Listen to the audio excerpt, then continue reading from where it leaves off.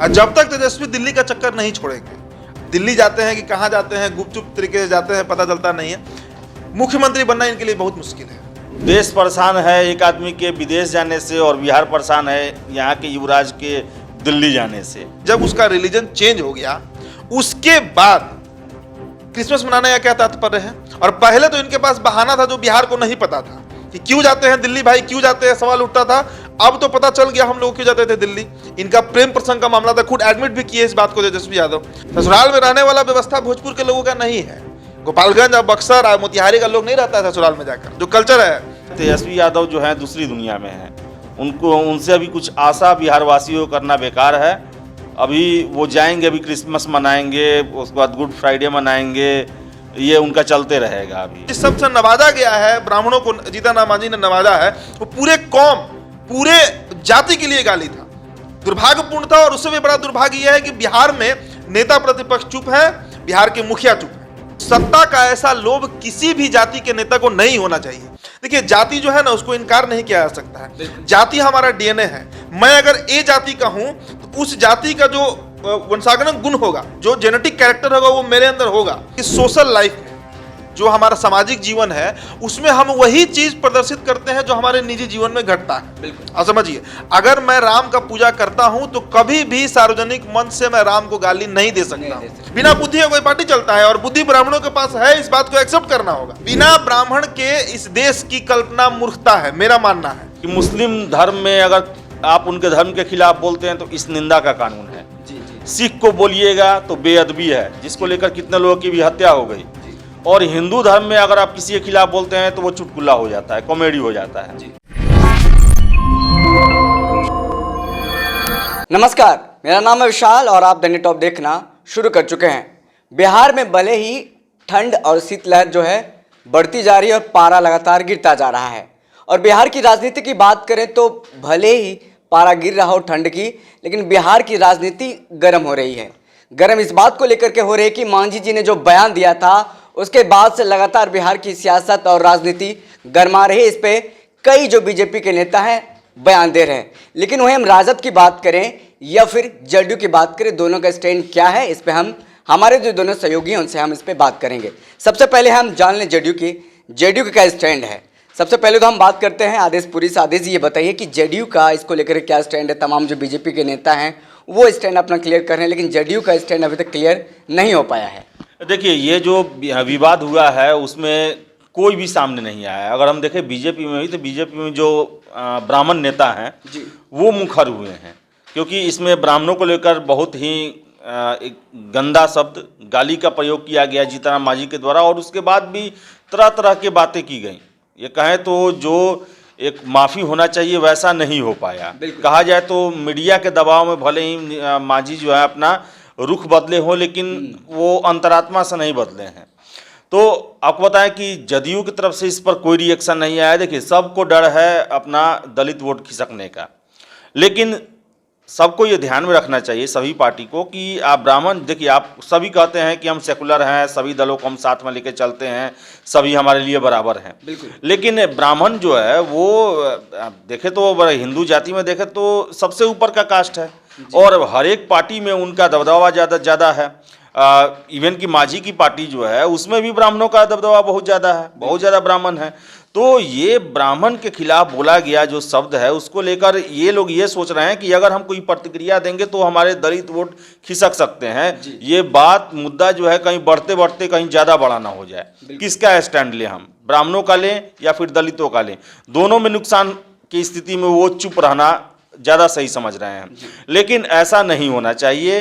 आप दावा करते हैं, अगर यही मुस्लिम के खिलाफ रहता तो सभी को हाय हाय करने लगता। सभी पार्टी जो है अपना सबसे बड़ा हितैषी दिखाने की कोशिश करता लोग। अभी मांझी जो है विलेन बन चुके रहते हैं, उन पर क्या क्या ये किया जाता कि वो कम्युनल है तो ये है, ये सोच वाले हैं तो आरएसएस सोच वाले हैं तो गोडसे के संतान है, क्या क्या नहीं आने लगता।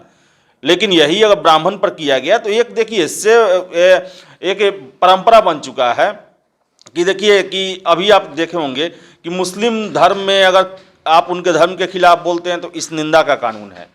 सिख को बोलिएगा तो बेअदबी है, जिसको लेकर कितने लोगों की भी हत्या हो गई।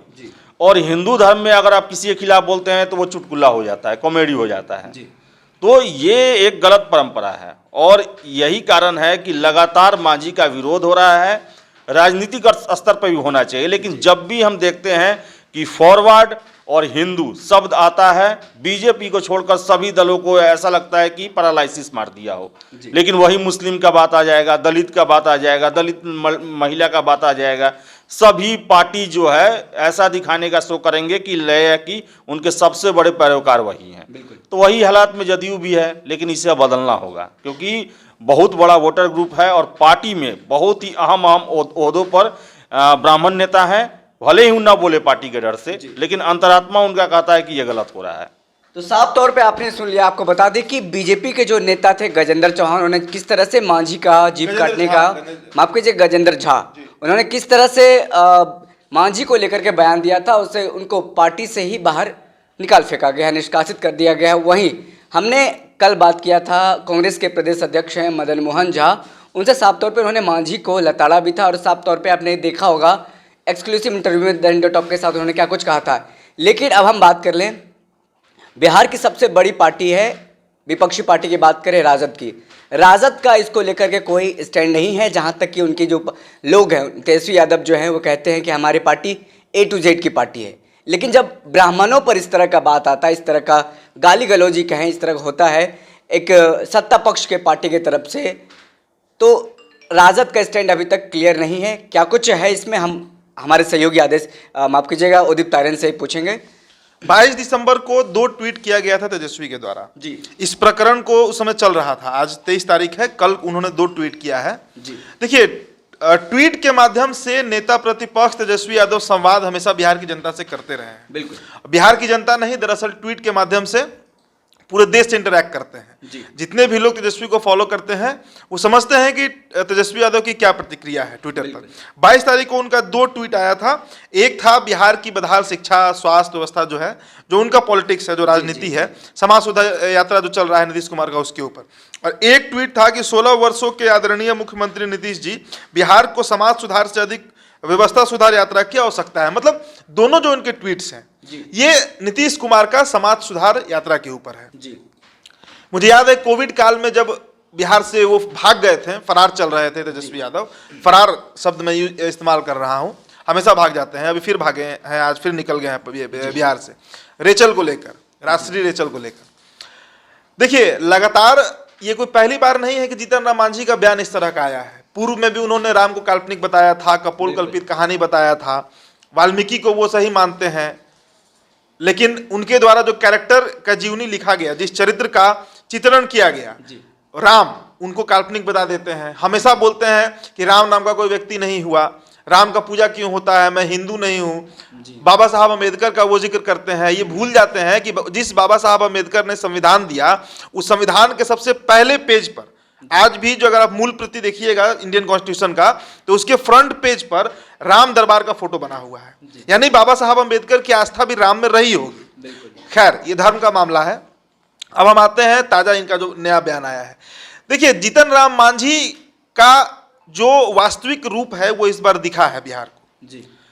हुआ यूं है कि घर में हमेशा वो इस तरह का बात किया करते होंगे, क्योंकि आप कह सकते हैं कि सोशल लाइफ में जो हमारा सामाजिक जीवन है उसमें हम वही चीज प्रदर्शित करते हैं जो हमारे निजी जीवन में घटता है। बिल्कुल, आप समझिए, अगर मैं राम का पूजा करता हूं तो कभी भी सार्वजनिक मंच से मैं राम को गाली नहीं दे सकता। अगर मैं ईसा मसीह या अल्लाह को पूजता हूं तो कभी सार्वजनिक मंच से मैं उन्हें गाली नहीं दे सकता। इस तरीके से जीतन राम मांझी ने जो कहा, और खासकर ब्राह्मणों को लेकर जो जहर उनके मन में है, एक जाति विशेष को लेकर जो जहर उनके मन में है, वो साफ तौर से इस बार दिखा है। और उसी का ये प्रतिफल है कि पूरा आप उत्तर भारत देख लीजिए, नॉर्थ इंडिया देख लीजिए, खबरें मेरठ से लेकर दिल्ली तक से आ रही हैं।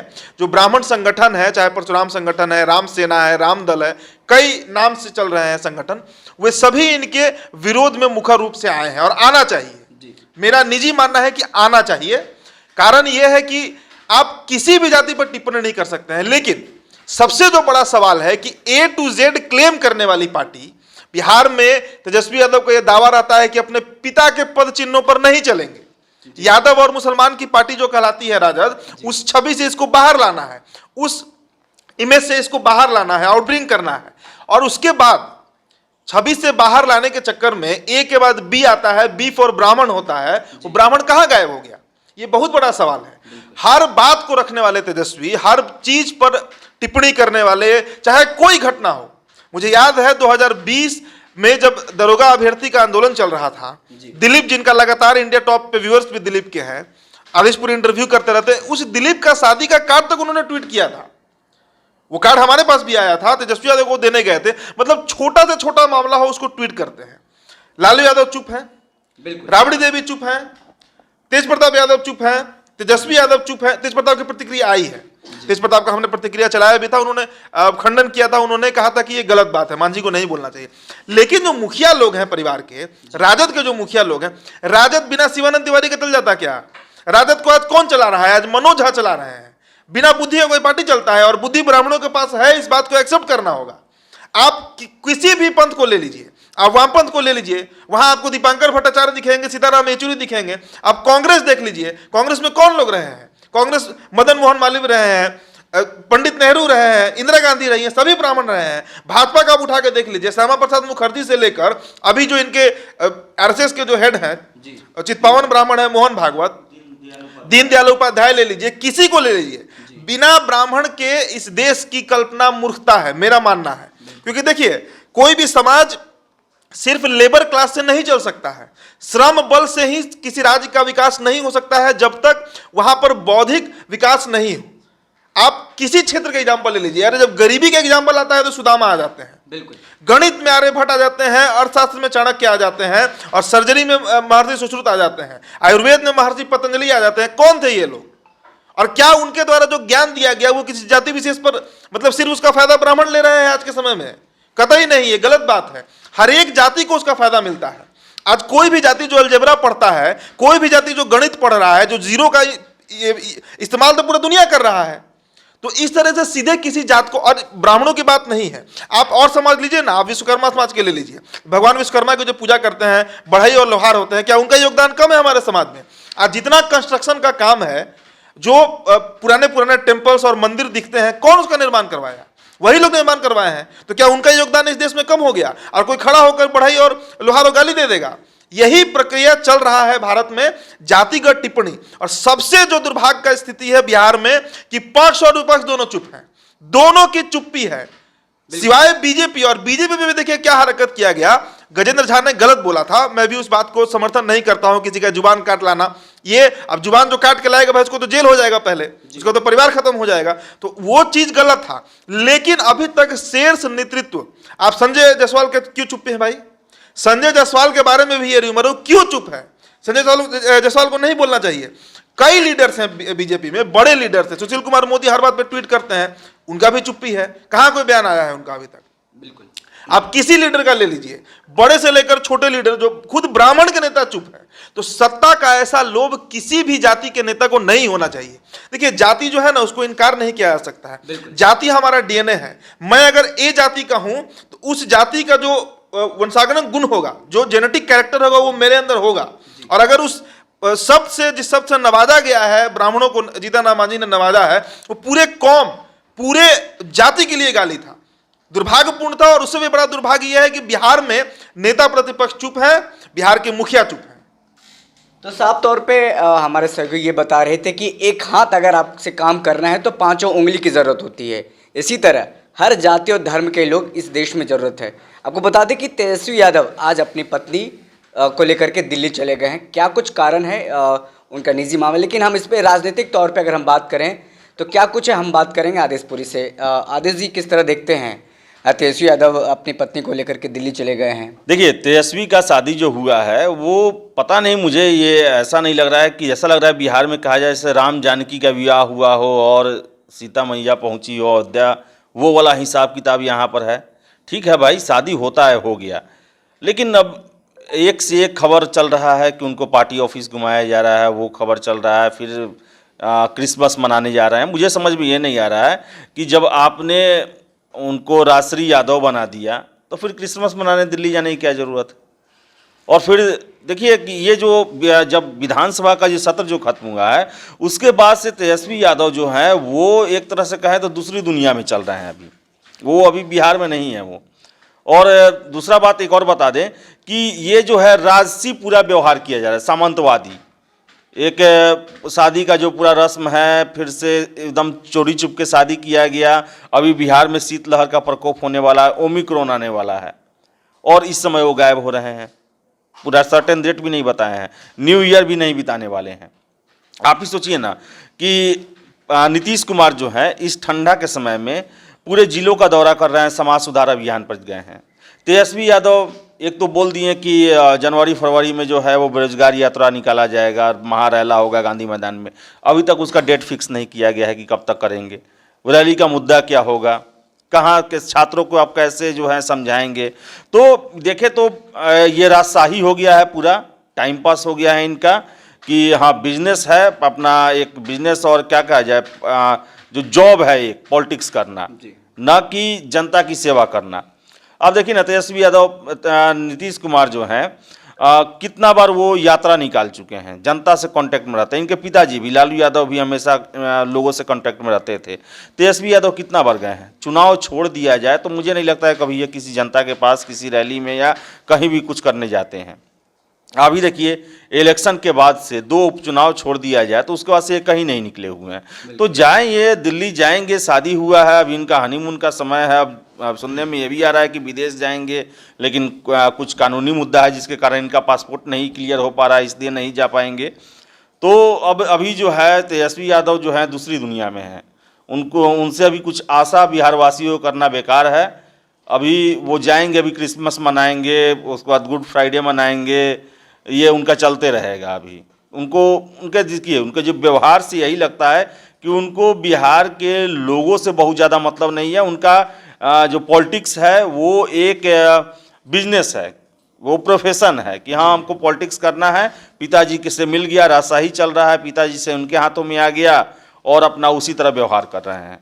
तो ये मुझे नहीं लगता है कि तेजस्वी यादव जो है कि बिहार को लेकर सिंसियर हैं और बहुत अच्छा यहाँ पर कुछ करना चाहते हैं। बिहार को लेकर वो सिंसियर रहे कब? आप जब से उनका राजनीति शुरू हुआ 2014 के बाद से, उसी समय के आसपास शुरू हुआ था, 12 से शुरू हुआ था, मतलब नए थे। उसके बाद से आप देख लीजिए कभी भी बहुत गंभीर नहीं रहे हैं बिहार की राजनीति को लेकर। कारण यह है कि देखिए सत्ता जब मुफ्त में मिलता है किसी को, जब आपने सही शब्द यूज किया सामंतवादी व्यवस्था, जो राजशाही होता है, एरिस्टोक्रेसी जिसको कहते हैं हम लोग, मोनार्कियल गवर्नमेंट। देखिए तेजस्वी यादव हो या फिर चिराग पासवान हो, चिराग पासवान को भी मैं वही शब्द, क्योंकि चिराग पासवान तो खैर सांसद हैं इसलिए दिल्ली रहते हैं, समझ में आता है। 19 का लोकसभा जब हारा था राजद, 0 सीटें थी इन लोगों को, ये 2 महीने के लिए गायब हो गए थे। अब दिल्ली थे कि कहां गए थे किसी को नहीं पता, लेकिन 2 महीने ये ट्विटर से भी गायब थे। प्रकरण आप देखते जाइए, हम लोग कई बार कहे हैं पटना वाटर लॉगिंग, चमकी बुखार, याद हो गया है बोलते बोलते। अब हर प्रकरण में ये गायब रहे हैं। लेकिन अभी सवाल वो नहीं है, अभी सवाल है कि जिस रेचल जो कि एक ईसाई लड़की है, एक क्रिश्चियन लड़की है, उसका बजाते ये लोग आइडेंटिटी खत्म कर दिया, ये परिवार मिलकर नाम उसका बदल दिया गया, उसे यादव बना दिया गया, राष्ट्रीय यादव, गाय को रोटी खिला रही है। उस लड़की के पूरे आइडेंटिटी को कन्वर्ट करके, खैर ये परिवार का मामला है, लेकिन अभी सवाल ये उठ रहा है कि जब उसका रिलीजन चेंज हो गया उसके बाद क्रिसमस मनाने का क्या तात्पर्य है? और पहले तो इनके पास बहाना था जो बिहार को नहीं पता था कि क्यों जाते हैं दिल्ली भाई, क्यों जाते हैं, सवाल उठता था। अब तो पता चल गया हम लोग क्यों जाते थे दिल्ली। इनका प्रेम प्रसंग का मामला था, खुद एडमिट भी किए इस बात को तेजस्वी यादव। और अब फिर ये जा रहे हैं तो अब क्या बहाना है? अब इनको ससुराल प्रेम हो गया, लग तो वही रहा है कि ससुराल प्रेम हो गया इनको। अब 6 महीने यहाँ रहेंगे या 6 महीने ससुराल में रहेंगे। ससुराल में रहने वाला व्यवस्था भोजपुर के लोगों का नहीं है। गोपालगंज और बक्सर और मोतिहारी का लोग नहीं रहता है ससुराल में जाकर, जो कल्चर है। हम भी उसी क्षेत्र से आते हैं, हमको पता है। हम लोग के यहाँ ससुराल आदमी साल में 3 दिन जाता है, बस 365 में 3 दिन। लेकिन अभी शादी हुए इनका 10 दिन नहीं बीता है। 9 तारीख को शादी था ना, और ये लौटे हैं पटना उसके 1 सप्ताह के बाद, मतलब 7 दिन पटना रहे हैं, 11 दिन के लिए फिर निकल गए। अब देखिए 23 तारीख है, अभी जाके क्रिसमस मनाएंगे, फिर न्यू ईयर मनाएंगे और उसके बाद आराम से ही 4-5 तारीख तक वापस लौटेंगे। एक और खबर आ रही थी कि हनीमून का इन्हें जाने का अभी शायद कुछ कानूनी कार्रवाई है, कोई केस उस है इनके ऊपर, ईडी का, एनफोर्समेंट डायरेक्टरी का, इसके चलते ही नहीं जा पा रहे हैं। तो सवाल ही उठता है कि 15 को जो इनका बेरोजगारी रैला हो रहा है वो करेगा कौन? वही तो समझ में नहीं आ रहा। कार्यकर्ता पे इतना निर्भर तो है नहीं, कार्यकर्ता इनका इतना चलता पुर्जा लोग भी नहीं है। अरे भाई लालू यादव का नेतृत्व होता था, वो बैठ के जिला जिला में फोन करते थे कि भाई तैयारी में लगल रहा, लोग अपना टोन जो उनका था भोजपुरी में बोलते थे। तेजस्वी यादव क्या सोच रहे हैं, 5 को लौटेंगे, इतना शीतलहरी जिस तरह पटना में कर दिया है, पूरे उत्तर भारत में किए हुए, कितना का भीड़ जुटेगा। ये बयान भी आया कि बीजेपी की तरफ से बयान भी आया कि बेरोजगारी नहीं, अपनी बेरोजगारी खत्म करने के लिए यात्रा निकालने वाले हैं, लेकिन वो भी ईमानदारी से निकालना चाहिए, इनको इसके लिए तैयारी करना चाहिए, तभी बेरोजगारी खत्म होगा। वही समझ में नहीं आ रहा है कि आखिर तेजस्वी यादव जो हैं केवल बोलने से, केवल जो है आपको पहले से फीड कर दिया जाता है विधानसभा में या कहीं भी तर्कपूर्ण जवाब देने से कुछ नहीं होता है।